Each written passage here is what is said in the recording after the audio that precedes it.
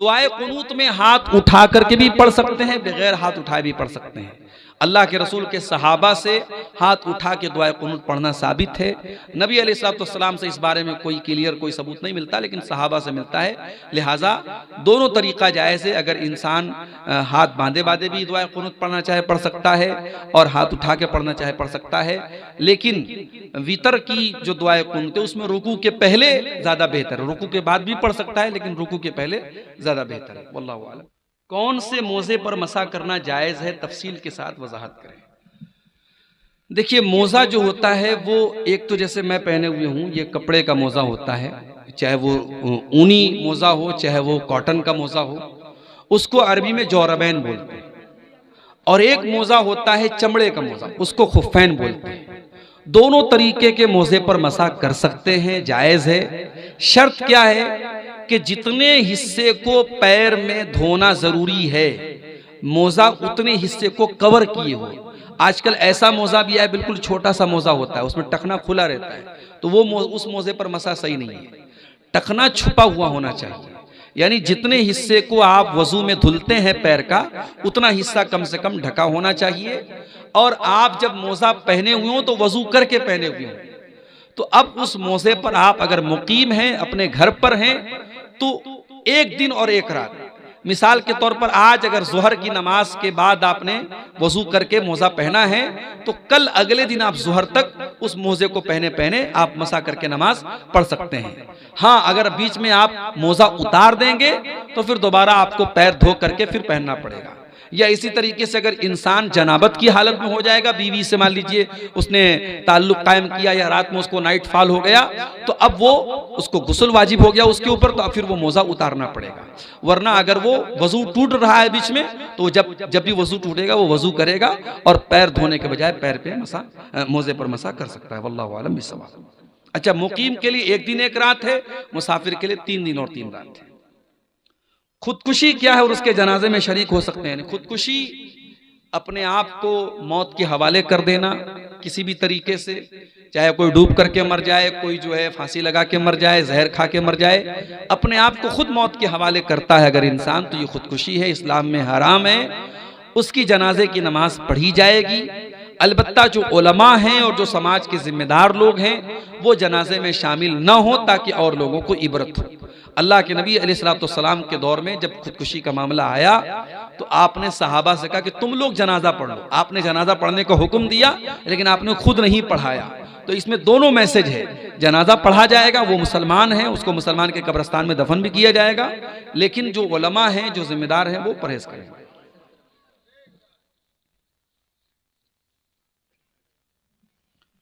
नमाज़े बाजमात मुक्तदी सूरह फातिहा के अलावा कोई सूरत पढ़े या नहीं? जरूरी तो सिर्फ सूरह फातिहा है। अगर आप इमाम के पीछे नमाज पढ़ रहे हैं तो जरूरी सिर्फ सूरह फातिहा है। अब अगर जैसे सिर्री नमाज है, जोहर की नमाज है, असर की नमाज है, तो उसमें आप इमाम के पीछे सूरह फातिहा के साथ कोई और सूरत भी पढ़ना चाहे तो पढ़ सकते हैं। लेकिन जो जहरी नमाज है, मगरिब, इशा और फजर, उसमें आपको इमाम के पीछे सूरह फातिहा पढ़ के खामोश रहना है और इमाम की तिलावत सुननी है। कादा के बाद आखिरी 2 रकातों में मुक्तदी और इमाम दोनों सूरह फातिहा के अलावा भी और कोई सूरह शामिल करें या ना करें? जो ज़्यादा राजे बात है, जो अल्लाह के रसूल सल्लल्लाहु अलैहि वसल्लम की जो आम सुन्नत थी वो यही थी कि बात की जो 2 रकातें हैं उसमें सिर्फ सूरह फातिहा पढ़ी जाए। लेकिन कभी अल्लाह के रसूल उसमें कोई सूरत भी पढ़ लेते थे तो पढ़ सकते हैं, लेकिन आम तरीका अल्लाह के नबी का यही था कि आप उसमें सिर्फ सूरह फातिहा पढ़ते थे, जो तीसरी और चौथी रकात होती है। मियाँ बीवी में से कोई ज़िना करे और फिर उनमें से किसी को पता चल जाए, उनमें से कोई एक दूसरे को अपनी गलती बता दे, तो मियाँ या बीवी उसकी वजह उस वक्त क्या करे? देखिए, शरीयत में ऐसे मौके पर अगर शौहर बीवी के ऊपर शक कर रहा है या उसने ज़िना करते हुए देखा है, मान लीजिए, या बीवी मान लीजिए इकरार ही कर लिया कि मैंने ज़िना किया है, लेकिन इस्लाम में किसी के सिर्फ इकरार कर लेने से तो मसला हल होता नहीं है, या किसी पर इल्जाम लगा देने से मसला नहीं हल होता। इस्लाम में ज़िना एक बहुत बड़ा क्राइम है और उसके लिए 4 गवाह की जरूरत है। तो इस्लाम में एक तरीका बताया गया लिआन का। अगर शौहर औरत पर इल्जाम लगा रहा है ज़िना का और औरत इनकार कर रही कि मैंने नहीं किया है, तो ऐसे मौके पर इस्लाम में लिआन का हुक्म है। लिआन में क्या होता है कि मर्द जो है वो 5 बार कसम खाता है 4 बार वो अल्लाह की कसम खा के कहता है कि मैं सच बोल रहा हूं, इस औरत ने गलत काम किया है। और 5वीं बार वो कहेगा कि अगर मैं झूठ बोल रहा हूं तो मेरे ऊपर अल्लाह की लानत हो। और फिर औरत भी 5 बार कसम खाएगी, 4 बार कसम खाएगी कि आदमी झूठ बोल रहा है, और 5वीं बार वो कसम खाएगी कि अगर मैं झूठ बोलूं तो मेरे ऊपर अल्लाह की लानत हो। तो ये उस सूरत में है जब शौहर बीवी पर इल्जाम लगा रहा हो और बीवी इनकार कर रही है। लेकिन सवाल में ये पूछा गया कि ज़िना किया है किसी ने, और ये बात बीवी को पता चल गई या बीवी ने किया था शौहर को पता चल गई। तो देखिए, अगर बीवी ने ये काम किया है और उसको अपनी गलती का एहसास है और शौहर उससे मोहब्बत करता है, उसको रखना चाहता है, तो उसको एक मौका देना चाहिए, उससे तौबा इस्तिग़फ़ार करवाए और आइंदा ज़िंदगी में पक्के अज़्म के साथ कि आइंदा वो ये काम नहीं करेगी, उसको अपने निकाह में रख सकता है। और इसी तरीके से अगर शौहर ने ये काम किया है और उसको भी एहसास है तो अल्लाह ताला से तौबा कर ले।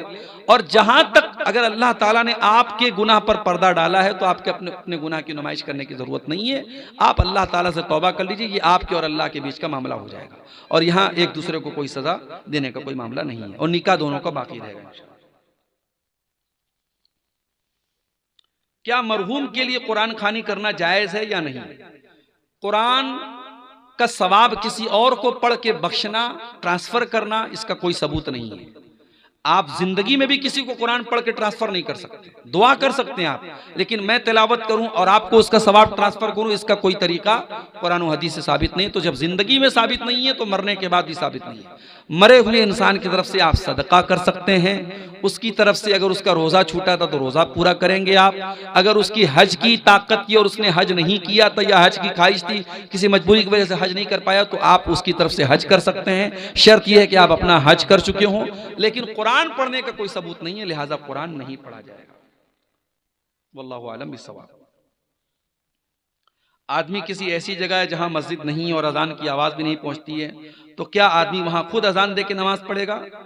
हिंदू अक्सरियत वाले इलाके में, उस सूरत में देखिए, अल्लाह के नबी की कुछ हदीसों से यह पता चलता है कि अगर इंसान सहरा में है, बयाबान में है, अकेला है, दूर दूर तक कोई नहीं है, वहां भी नमाज का टाइम है तो वो अजान दे के नमाज पढ़े।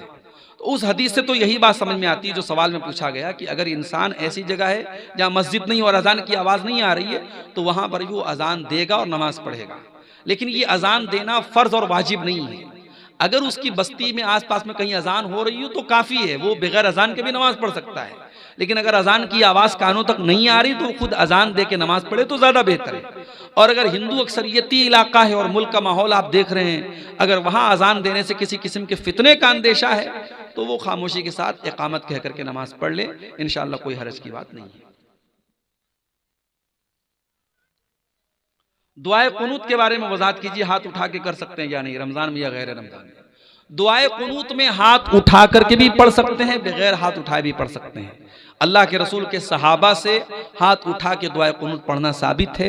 नबी अलैहिस्सलाम से इस बारे में कोई क्लियर कोई सबूत नहीं मिलता, लेकिन सहाबा से मिलता है। लिहाजा दोनों तरीका जायज़ है। अगर इंसान हाथ बांधे बांधे भी दुआए कुनूत पढ़ना चाहे पढ़ सकता है, और हाथ उठा के पढ़ना चाहे पढ़ सकता है। लेकिन वितर की जो दुआए कुनूत है उसमें रुकू के पहले ज्यादा बेहतर है। रुकू के बाद भी पढ़ सकता है, लेकिन रुकू के पहले ज्यादा बेहतर है। वल्लाहु आलम। क्या बीवी से 3 तलाक देने के बाद फिर शादी कर सकता है? अगर 3 तलाक एक साथ दिया है तो वो एक मानी जाएगी।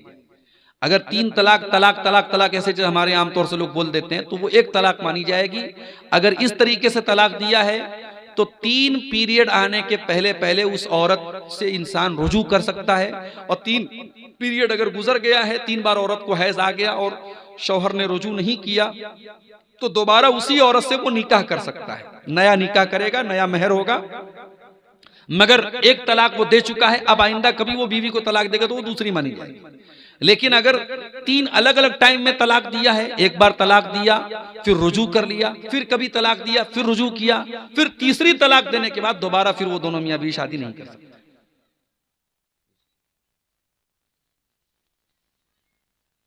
गैर मुस्लिम के लिए भलाई की दुआ कर सकते हैं? कर सकते हैं। गैर मुस्लिम की भलाई के लिए दुआ कर सकते हैं, हिदायत के लिए भी दुआ कर सकते हैं, है ना। उसके लिए सिर्फ मगफरत की दुआ नहीं कर सकते। जब तक वो गैर मुस्लिम है मगफरत की दुआ नहीं करेंगे। उसकी हिदायत के लिए, उसकी भलाई के लिए। कोई गैर मुस्लिम आपका दोस्त है, वो कारोबार कर रहा है, ठीक है भाई अल्लाह तुम्हारे कारोबार में बरकत दे, ऐसा बोल सकते हैं, कोई हर्ज की बात नहीं। जहेज लेना नाजायज है, लेकिन फिर भी लड़की वाले दे तो क्या ले सकते हैं। देखिए, जो चीज गलत है सो गलत है, आप जहां तक मुमकिन हो उसके खिलाफ डटिए, मना कीजिए। और नाजायज तो नहीं इसको उलमा कहते हैं, जहेज लेना कोई नाजायज नहीं है, बस ये एक ऐसी रस्म है, रिवाज है, जिसकी वजह से शादी एक बोझ बन गई, खासतौर से लड़की के बाप के लिए। तो आप अगर ले रहे हैं, डिमांड कर रहे हैं, तो बहुत गलत है। और अगर आपने इनकार किया और फिर भी लड़की का बाप दे रहा है और आपने ले लिया है, तो ये हराम और नाजायज नहीं है। लेकिन अगर इसी तरीके से हर आदमी लेता रहेगा तो बंद कैसे होगा। इसलिए जहां तक मुमकिन हो इसका विरोध करना चाहिए और नहीं लेना चाहिए। वजू की हालत में नाखून काटने से वजू टूटता है या नहीं? नहीं, नाखून काटने से वजू नहीं टूटता।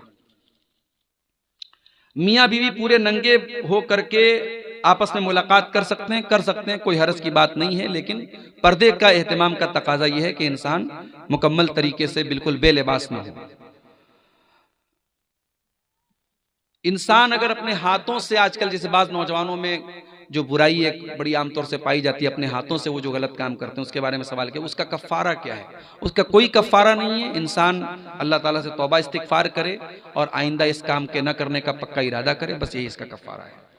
दाढ़ी का साइज बनाना कैसा है? जैसे दाढ़ी का छीलना गलत और हराम है, दाढ़ी का साइज बनाना भी गलत है। दोनों बराबर नहीं है। जो एकदम दाढ़ी नहीं रखता वो ज्यादा बड़ा गुनाह कर रहा है, लेकिन जो दाढ़ी को यानी सेटिंग कर रहा है और छोटी कर रहा है, तो वो भी गलत कर रहा है। अल्लाह के नबी से दाढ़ी के सिलसिले में जो हदीस मिलती है वो कि दाढ़ी को उसके हाल पे छोड़ दिया जाए।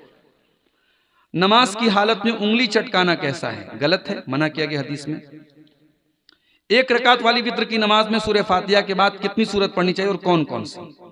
सूरह फातिहा के बाद आप कोई भी सूरत पढ़ सकते हैं एक रकात वाली वित्र में। बेहतर है कि आप सूरह इखलास पढ़ लें, कुल हुवल्लाहु अहद, जो अल्लाह के नबी तीसरी रकात में पढ़ते थे, वही एक रकात में आप वही पढ़ लीजिए। और आपको इख्तियार है, आप चाहें तो उसके अलावा भी कोई सूरत पढ़ सकते हैं।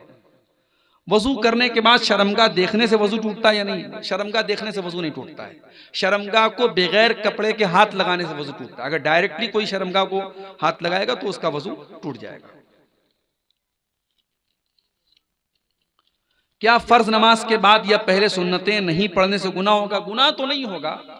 फर्ज तो इंसान के ऊपर जो फर्ज नमाजें वही हैं, लेकिन सुन्नतें जो अल्लाह के नबी पाबंदी से पढ़ते, इसको हम सुन्नतें मुअक्कदा कहते हैं, अगर ये इंसान इसको लगातार छोड़ेगा तो ये अल्लाह के रसूल की मोहब्बत के खिलाफ है, आपकी सुन्नत पर अमल के खिलाफ। अगर आपको नबी से मोहब्बत है तो नबी की सुन्नतों से भी मोहब्बत होनी चाहिए। और जिन चीज़ों को अल्लाह के नबी ने पाबंदी से किया है उनको हमें पाबंदी से करना चाहिए। इसलिए सुनने रवातिब जो हैं, जो सुन्नतें जिनको हम कहते हैं, उनको नहीं छोड़ना चाहिए। क्या कब्रिस्तान में जाके माँ बाप के लिए दुआ करना जायज़ है? बिल्कुल जायज़ है, मगर कोई दिन मत मुतय्यन कीजिए, कोई टाइम मत फिक्स कीजिए। आप कभी भी कब्र पे जाके दुआ कर सकते हैं। और हाँ, कब्रिस्तान जाकर के दुआ करना जरूरी नहीं, आप घर में बैठ के भी दुआ कर सकते हैं, मस्जिद में बैठ के भी दुआ कर सकते हैं। किसी के दिमाग में ये ना रहे कि हम कब्रिस्तान जाएंगे तभी दुआ होगी, लेकिन कभी कभी कब्रिस्तान जाना चाहिए, जा सकते हैं। वलदुज़ ज़िना या बिन्तुज़ ज़िना से शादी करना जायज़ है या नहीं? जायज़ है। उस बेचारे की तो कोई गलती नहीं, उसके माँ बाप उसके गुनाह के जिम्मेदार हैं, उसकी कोई गलती नहीं। मदरसे में जो सदका आता है उसमें किसका हक होता है? हॉस्टल वाले बच्चे का होता है या जागीर वाले बच्चे का होता है? देखिए, हॉस्टल या जागीर से मतलब नहीं है। मदरसे में जो सदका आता है, अगर वो मदरसा दीनी तालीम दे रहा है और उसमें ज्यादातर गरीब बच्चे पढ़ रहे हैं, तो वो तमाम लोगों पर वो पैसा खर्च हो सकता है। हाँ, अगर उसमें कुछ ऐसे बच्चे हैं जो मालदार घर के हैं तो उनको खाने वगैरह का जो पैसा है वो देना चाहिए। बाकी मदरसे की पढ़ाई पर, बच्चों के तालीम पे जो पैसा खर्च हो रहा है तो सदका का पैसा खर्च हो सकता है, कोई हरज की बात नहीं है। ज़कात का पैसा भी उस पर खर्च हो सकता है, क्योंकि अल्लाह ताला ने ज़कात के जो मसारिफ बयान किए हैं उसमें एक वफ़ी सबीलिल्लाह भी है। तो फ़ी सबीलिल्लाह में बहुत सारे उलमा का ये कहना है कि मदारिस भी आते हैं, दीनी इदारे भी आते हैं, क्योंकि यहाँ पे दीन की तबलीग होती है। तो दावत और तबलीग के ताल्लुक से जितनी चीज़ें हैं वो सब फ़ी सबीलिल्लाह में आती हैं, लिहाजा उस पर सदका और ज़कात की रकम खर्च कर सकते हैं। क्या अपनी कमाई से अपना अकीका दे सकते हैं? अगर माँ बाप ने किसी वजह से नहीं किया तो आप दे सकते हैं, कोई हर्ज की बात नहीं है। क्या बकरा के बदले में कोई बड़ा जानवर दे सकते हैं?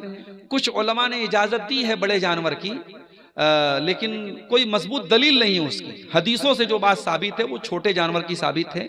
लिहाजा बेहतर और औला यही है कि इंसान छोटे जानवर का, भेड़ा हो या बकरा हो, उसी का अकीका दे। बड़े जानवर के अकीका का कोई मजबूत दलील उसकी मिलती नहीं है।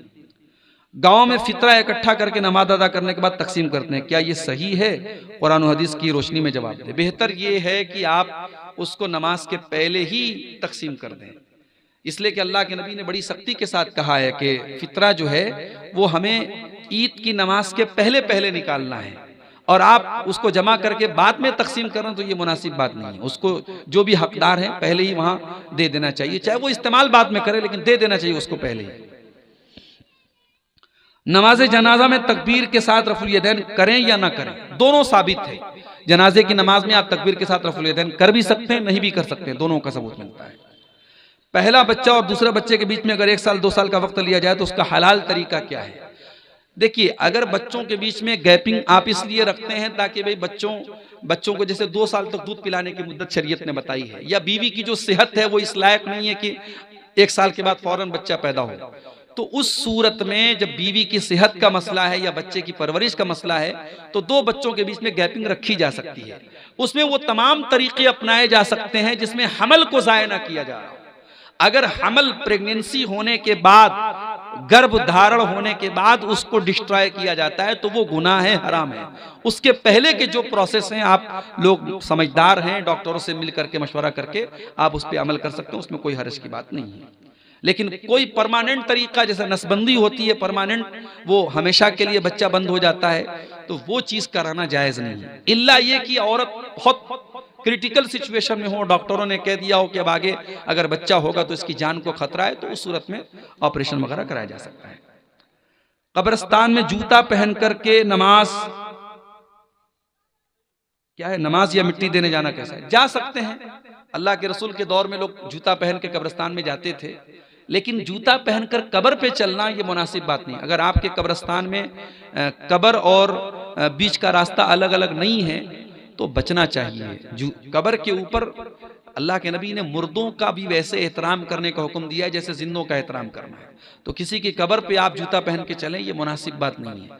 तो या तो कब्रिस्तान में चलने का रास्ता अलग हो, और रास्ता अलग नहीं तो जूता पहन के जाने से बचना चाहिए, लेकिन जूता पहन के जाना जायज है। और अगर जूता पहन के आप नमाज पढ़ते हैं जनाजे की तो नमाज भी पढ़ सकते हैं। बाज लोग क्या करते हैं, जनाजे की नमाज जब पढ़ते हैं तो जूता उतार के उसके ऊपर खड़े होकर पढ़ते हैं, तो वो बेवकूफ़ी है, उसकी कोई ज़रूरत नहीं है। हाँ, अगर जूते में कोई गंदगी लगी है तो उसको ज़मीन पे आप रगड़ लीजिए, साफ हो जाएगा, आप जूते को पहन के नमाज पढ़ सकते हैं।